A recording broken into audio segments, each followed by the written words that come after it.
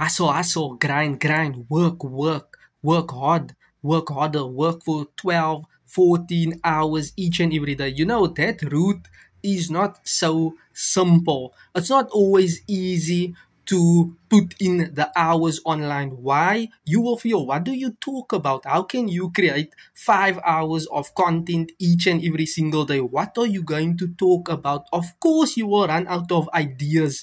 You will not know what to say, how to say it, which sentences and phrases and paragraphs to start talking about to bring your audience value.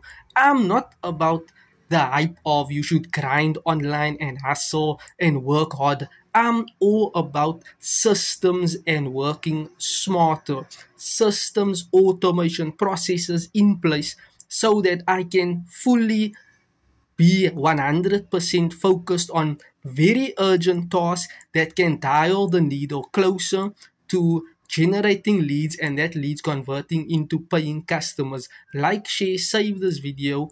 Each and every day I document videos just for you. The smartest way to work online when you have a to-do list. Always focus on very urgent tasks and eliminate busy work.